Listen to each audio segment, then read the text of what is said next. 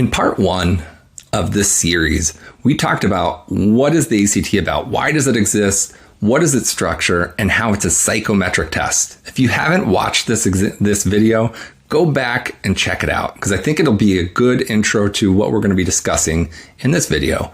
And even by itself, it's a really good video, and I think you'll like it. All right. We're going to discuss the scoring scale itself for the ACT, how we can leverage that, what the score actually means, and make sure we're approaching the exam in a way that makes sense to get our best score possible. Okay? So before we get into these details, take a quick second. Doesn't have to be long. Just take a quick second, hit the subscribe button, hit the like button. It's going to help us out, and I want to make sure that we're helping other students just like you. So do us the favor. All right? So first of all, there's no way around this. The ACT scoring is a weird scale. It's 1 to 36. Like, who came up with this? Like, in 1959, they're like, we want a test score that goes up to 36. Like, what in the world are they thinking? Why can't it just be like school, right? If you get a 92% on your test, you've got a 92% out of 100, and it's an A, right? Why couldn't we use something similar? Because they're trying to make things a little bit more convoluted. I actually had a parent ask me this question, and I kind of alluded to this without like straight out saying. He's like, well, is it because they just don't want students to feel bad about the scores because it's so opaque? And he's not totally wrong, right? If I said that I had an 18 or if I had a 24 on the ACTs, like, what does that mean? And we'll get into that a little bit, but I'm gonna talk about that in the context of like how we can use it to our advantage to get a better score in the long run. Okay, so 1 to 36 is very strange, and even the SAT, I mentioned it earlier. It is on a scale from 400 to 1600, maybe even weirder than 1 to 36, right? Because they're counting by tens, so they could have done that even quite differently. But it exists that way. And in fact, actually just not that long ago, the SAT was on a 2400 scale. So there were 3 sections that all were worth 800 points. And they're doing some funny things in college admissions and in the testing world. So ACT has been a little bit more consistent. It's been the same for many years. So keep that in mind.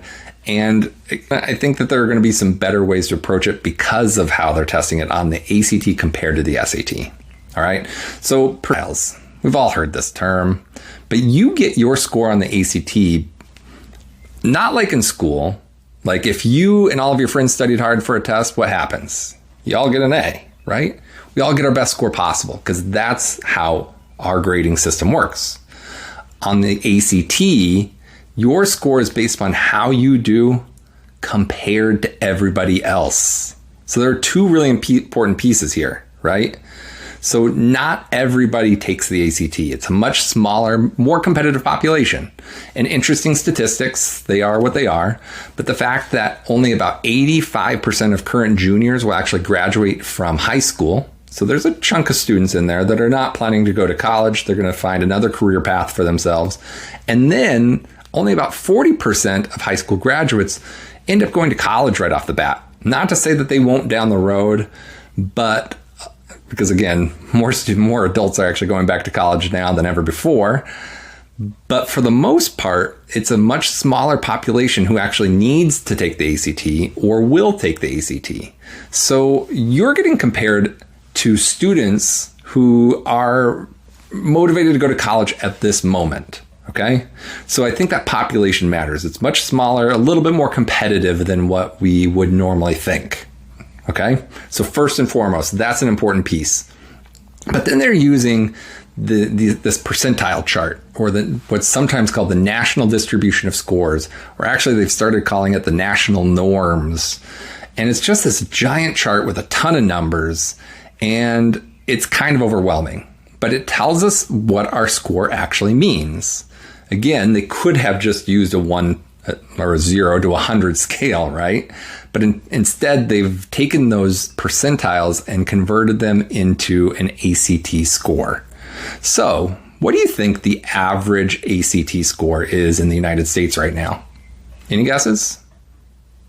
Yeah, put them in the comments down below. I'm actually curious to see what students think, because most of the time students think that the average score is much higher than it actually is.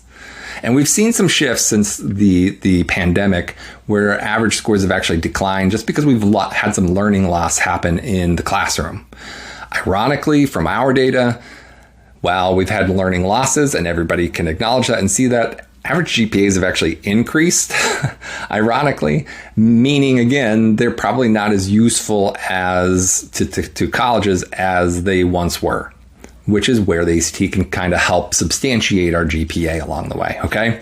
So go back and watch video 1 if you want more about that topic. So the national average is between an 18 and a 19. A 19 is the 53rd percentile, meaning 53% of college students scored a 19 or below, and only 47% of students scored a 20 or above. Is that surprising? Again, sometimes we hear this score inflation that happens, right? From our friends' parents, right? If somebody scores a 23, rarely do they say a 23. They're going to round up to a 25. Or if they have a 28, they're going to round up to a 30. So basically the moral of the story is take all that for what it is, right? And sometimes it can be nonsense. Now, sometimes people are very honest about their scores and they're willing to share that. And that's great.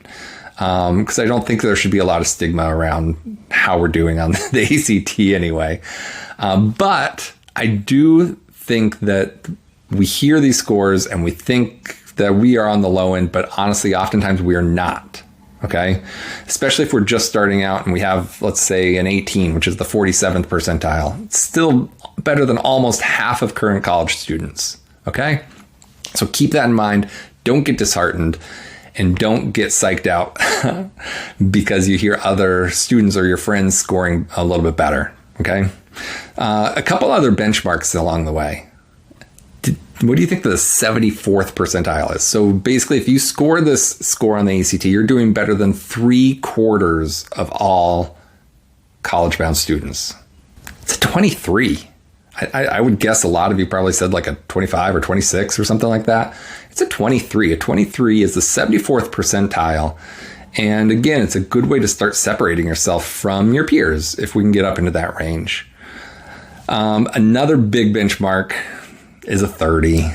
Man, we have a running joke around here where almost every student or every parent, and I'm exaggerating almost everybody comes in and they say, I want to get a 30.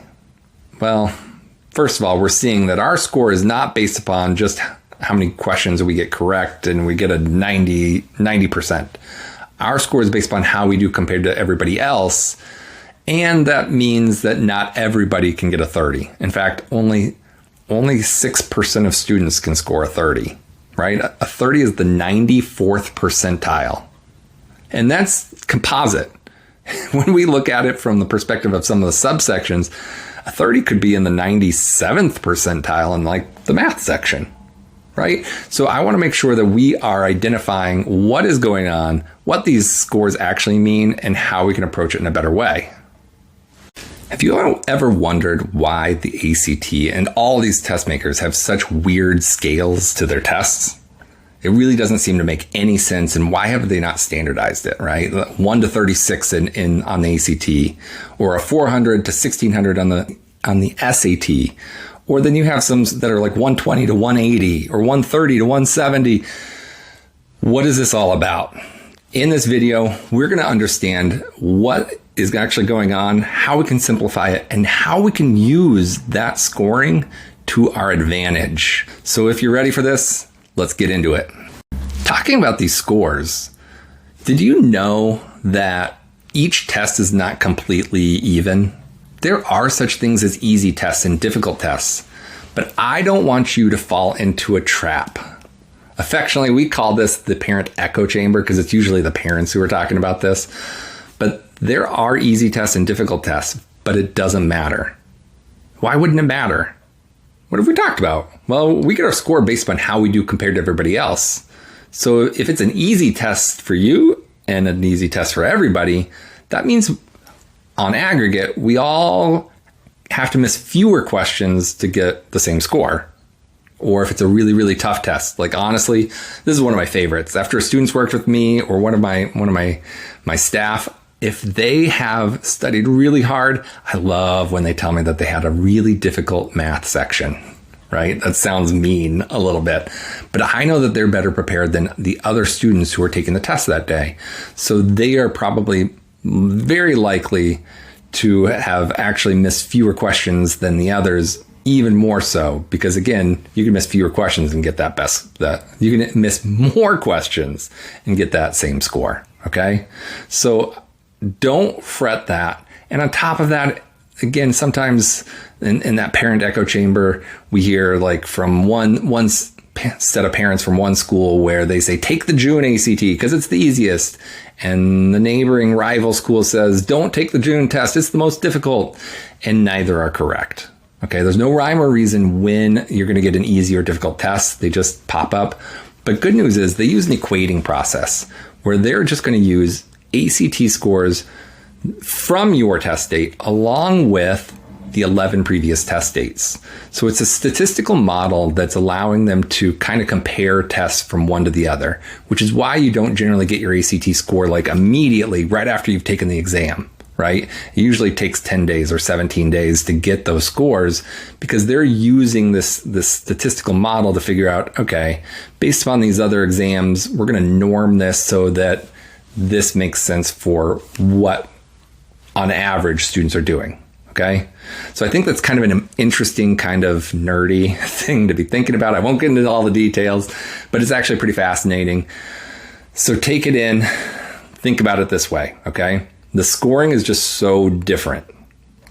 So how can we leverage this to our advantage? That's what this is all about. How can we get a better score knowing this little piece of information, how the test is scored, what the scale means, and how our score is based upon a percentile? How can we use that? Well, take a second, think about that. What's something we talked about earlier? Your first little pop quiz for the ACT. Yeah, you get your score based upon how you do compared to everyone else. So let's look at the test in a new and better way. All right, so first and foremost, do fewer questions. Slow it down. I know those things sound so counterintuitive because if you've taken an ACT, you know in most sections, especially math, reading, and science, but even in English a lot of the time, we are really crunched for time. If we're trying to manage 60 minutes and 60 math questions in those 60 minutes, that is nearly impossible, right? It's not impossible, but it's nearly. It's so much work and we have to stay focused. And on top of that, it's the only section that gets progressively more difficult. So if we're trying to allocate a minute per question early on, we're going to be in big trouble if we're trying to finish because we're going to need more than a minute for those more difficult questions at the end, right? So if you're somebody who's not going to listen to my advice after working with thousands and thousands of students, I want you to try to allocate 20 minutes to the first half of the test and 40 minutes to the second half. It's still probably not going to get you your best score possible, but it's better than the 1 minute per question idea. All right. So for those of you who want to listen, who want to make the test strangely so much easier, reduce our stress and get that better score, I want you to slow it down. What happens when we move too quickly through anything in life, but especially tough questions like in math? We're going to make silly mistakes. Maybe we don't read the question all the way through exactly the way we should, and maybe we answer the wrong question, right? Or maybe, again, we're just rushing and we make a silly math mistake where we flip a sign, right? Or we add instead of subtract or whatever it may be. Don't fall for those traps and don't let the timing become the focus of your energy. I want you to focus on accuracy, not completion. That's a little mantra I have for a lot of my students. Accuracy over completion, because it's ingrained in us to finish everything that we possibly can. But what if I told you could do far fewer questions, get a much better score? Because we're going to use the right guessing strategy, right? We'll talk about that at some point, right? But we really want to focus on that accuracy. So let's use math as a good example. I had 2 students recently who they were starting in the teens in the math section, right around the 50th percentile in math, maybe a little bit better. And they ended up in the 85th percentile, and they only ever did the first 30 questions. Isn't that mind-blowing? Isn't that so weird? So what's going on there? What's actually happening? Well, their score is based on how they're doing compared to everybody else. And guess what? Almost everybody runs out of time. So does time even matter? It doesn't.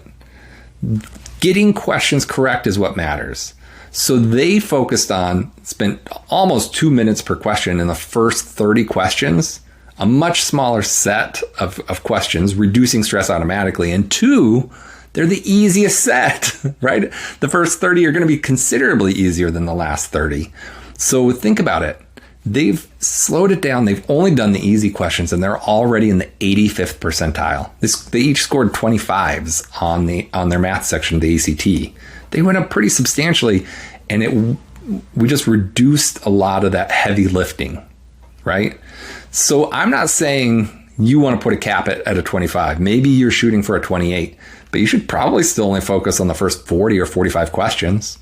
Or if you're even shooting for the 98th percentile in the math section and wanting a 32, well, guess what? You could still only do the first 50 questions and realistically still score a 32. So don't fret. Don't overwhelm yourself. And don't be that student who is doing a math problem and then they look up at the clock, and then they do a math problem and they look up at the clock.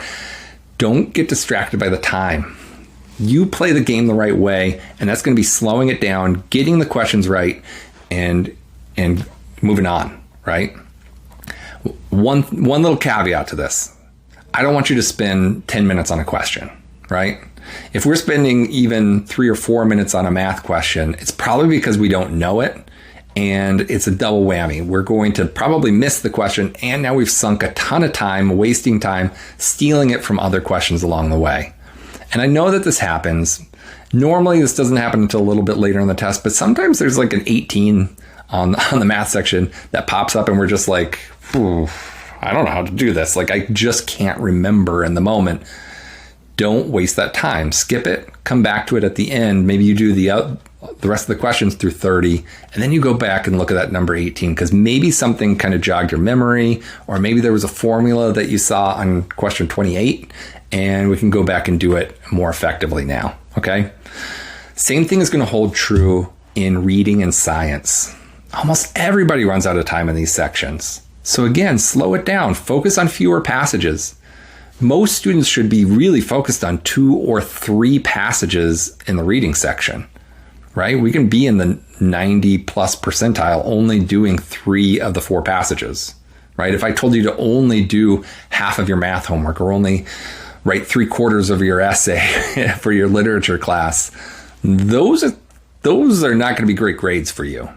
But they could be amazing grades, amazing scores on the ACT math section or the ACT reading section, because we've learned to approach it in a better way. We're going to slow it down.